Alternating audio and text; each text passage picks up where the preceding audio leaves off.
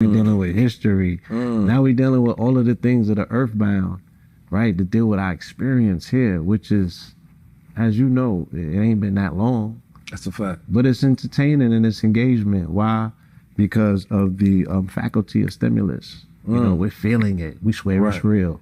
Can't tell us no different. We even bring traumatized feelings from other past lives into this one to re-feel it and say, I got something to solve. I got to deal with my past life issues. That was in your past. You know, you're a light, you know what I'm saying, that has traversed different time zones and dimensions. Again, the earliest light emanation, now we are the latest iteration of that light coalesced in flesh, having this experience. This is just our spacesuit, but that memory is eternal. And when this spacesuit is up, my energy is gonna go on to the next iteration, the next experience. I'm 19 Keys, and this is high level conversation. Tap in with the God.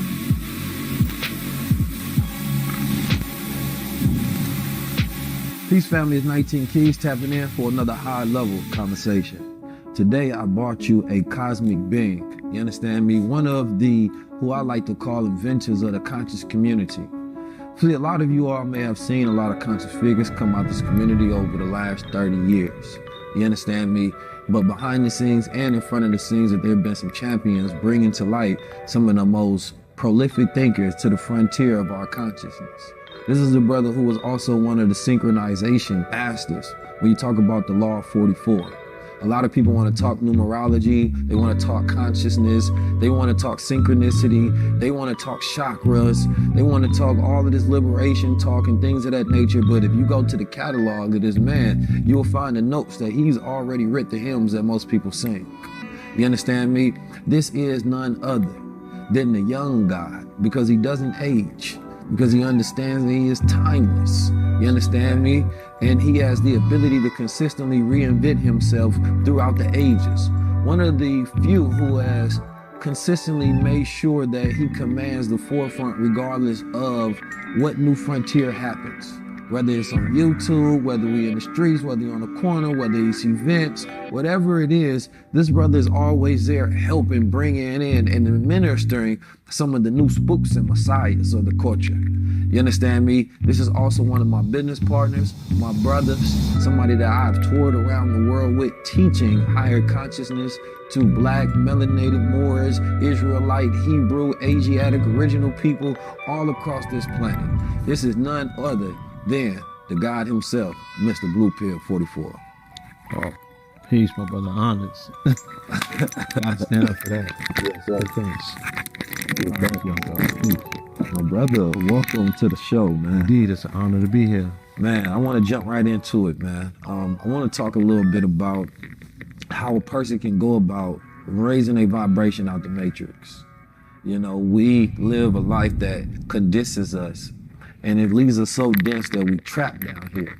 You understand me? I think most people would love to vibrate higher, but when they really think about how to get past it, it seems unobtainable to the average person. Right. And when they hear about chakras, they think of it in a magical and a mystical way rather than any practical application. What could you give to a person to begin the remedy of vibrating higher? You posed your question very strategic, which will allow me to illustrate. Yes, right? Sir. So if we think about it like coils, let's think about it as a snake, and the most densest coil of a snake is going to be at its base, right? Where the majority of the tension and everything coalesces at that particular base. That's a swelling of energy, and then it would be read by nature based on the concept or the visuals that we're painting in somebody's head by saying swelling. Hence the fact we have our root chakra. It's our, it's the, what I call the basement, right? What's the first floor of a skyscraper? All right, you in the building, right, but you just on the first floor. Right. The building is a skyscraper. You got to get to the penthouse, right? This episode is brought to you by Gold Water. So when I was making observations about why a lot of people in this plane identify with, let's say, quote unquote, demon time, right? A demonic energy or force would be something that's so heavy and dense as spirit that it's going to be something that's majority visual. It's going to be materialized. This will be more earthbound. This will be a vision that people see more, that they, you know, when people have a day out of the year to dress up as anything that they want to be, Right. they put on horns. Yeah, right? they go demon, huh? They go demon, right? They have an opportunity to express themselves because the flesh is grotesque, right? The flesh is grotesque. Spirit as a lofty, spiritual, ethereal thing does not, you know, defecate. It does not even fornicate. You know what I'm saying? So to be an earthly flesh in the spirit realm is considered to be very grotesque. But you have an opportunity down here to do things that matter cannot do in any other plane of existence, which is express itself. We are time unfolding on itself, right? Hence the fact that you said that I'm timeless. If I identify myself as the latest iteration of a cosmic vibration that always existed since the beginning of time, right? I'm just unfolding on myself, but I've always been here. So once my mind turns on and I'm illuminated to that reality, I'm in my quantum reality, right? Because in all realities, simultaneously at any and every time, if I tap into the higher frequency, the express lane, the HOV lane, Yeah. right? Of where that particular light spectrum is traveling, but the density that you get, now we're dealing with identity. Now we're dealing with politics. Now we're dealing with history. Now we're dealing with all of the things that are earthbound, right? To deal with our experience here, which is, as you know, it ain't been that long. That's a fact. But it's entertaining and it's engagement. Why? Because of the faculty of stimulus. You know, we're feeling it. We swear it's real. Can't tell us no different. We even bring traumatized feelings from other past lives into this one to re-feel it and say, I got something to solve. I got to deal with my past life issues. That was in your past. You know, you're a light, you know what I'm saying, that has traversed different time zones and dimensions. Again, the earliest light emanation, now we are the latest iteration of that light coalesced in flesh, having this experience. This is just our spacesuit, but that memory is eternal. And when this spacesuit is up, my energy is going to go on to the next iteration, the next experience. So I say all that to say that at this realm of matter, physical matter, what they call Malkuth, the kingdom, which also is depicted as red, you know, you have to go through the muddy water. It's very dense here, you know what I'm saying, with the Kanye boots at that. You know what I mean? You got to go through the swamp, but then you start ascending what's called Jacob's ladder, and it gets lighter and lighter. Okay, you go through the lower 3 chakras, going from the root chakra, which is dealing with home, homeland, and your God. So your home or your homeland makes you identify with God. Case in point, when we were an agrarian, agricultural people, when you put a seed in the ground, in order for that harvest to come, you got to put it during a certain moon cycle, and you heavy on your prayers. You're not going to miss one. You're going to be on your knees every single night, making sure that you make some sort of cosmic connection. You're presently present and aware. When we were agrarian and agricultural, we were very cognizant and aware of our relationship with the Most High, because it was contingent upon us harvesting, right? Bringing produce. And as much as you can produce, right? Your lady gonna let you produce. That's a super fact. If you could feed them, she'll breed them. That's a fact. I'm talking about. And a man's wealth is in his family. You taught us, or you reminded us so skillfully of that in this particular lifetime. Honest you, brother. Appreciate you. So, you know, with that being said, you know, the homeland is important. Identifying or connecting your homeland with your higher power and your family life. And then our sacral chakra deals with our sexual, you know, how we are introduced to the concept of sex, whether it's traumatic, or whether you're taught the birds and the bees, whether you do, you know what I'm saying, whether you are naturally able to go into that particular experience. And does that have an effect on the rest of your relationship with sex throughout time? Absolutely. That is templating and imprinting your psychological development, and how you are orientated around your sexual psychosis will determine how you go to work, how you go to war, you know what I'm saying, how you socialize, because you cannot know your enemy unless you know their sexual proclivities, right? How somebody, it's how they fight. right? How somebody F's, how they fornicate is how they fight. And all of that is tied into their fight or flight response as well. Explain that. You said so the way a person fornicates is connected to a way that they actually fight. Absolutely. Right? And in what particular manner? Is it like the way that they fight, the techniques that they use, whether they're more defensive, offensive? Like if we go to the psychoanalytical aspects of Freud and them, they would study a person's sexual proclivities based on their savagery as well, right? What they're gonna do in war, how much fear they're gonna have versus how much fear they're not, their level of domination and dominion. Now, observing it through a European lens, we know that there's a level of perversion to it, but they also will look at our great warriors, right? And be like, you know, this person has great, how you pronounce it? Fecundity, right? And, you know, it just speaks to a person's appetite. That's interesting because, you know, when you study different times, you got endo-cannibalism and exo-cannibalism, where it talks about whether those people eat their own or they eat another people, essentially, right? And during war times, of course, you know, Europeans would eat, right, their enemies, Africans, right, to absorb the energy of the enemy. Life force, right. And then at the same time, it ended up having a psychosexual connection to that as well. And then we've seen that through slavery, during chattel slavery. But when you think about dominating an enemy and then trying to absorb that energy to become that same spiritual force of power, that was one thing that they did, and or just dominating, period, making whatever is superior to you now submit to you. You understand me? And you dominate, and therefore you take on that energy or that feeling that you're taking on that energy. Yes. So why they say that, you know, in wartime, sometimes they drink the bloods of their energy or their enemy because they feel like they're getting that blood, and blood is electricity. You know, it's DNA, it's blood energy. Is life force. So therefore they believe that they actually drinking their energy or their enemy and becoming stronger. You know, energy is such a transferable word that I keep saying this same in place of the other. Right. So you hit on something key, you know what I'm saying, and you spoke on it. Their belief that if they were to eat their enemy, they would absorb their enemy's life force, as well as the weird preferences that they would have. They would do things to carcasses. They would violate. We saw as recently in the 50s, meaning that the children that attended those events are grandparents now.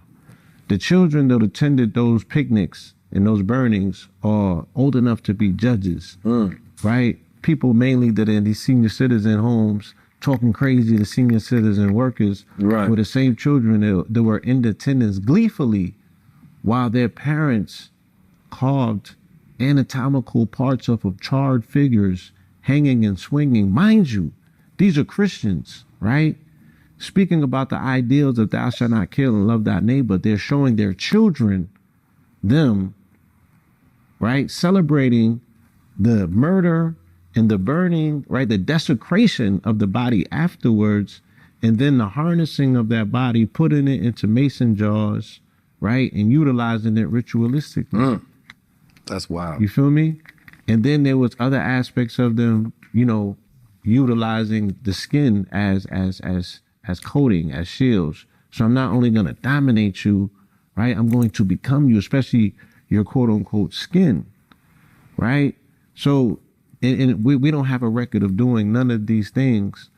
But again, the way that somebody fights and the way that they fornicate tells you a lot about their functionalities mentally, right? So these people on a subconscious level want to be in your skin. They want to be you and they want to consume you because there's something that you have, almost like Blade, that will make them a day walker too.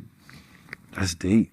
And we actually see that in movies a lot. You understand me? You know, the consumption of melanin, you understand me? And the fixation on it, right?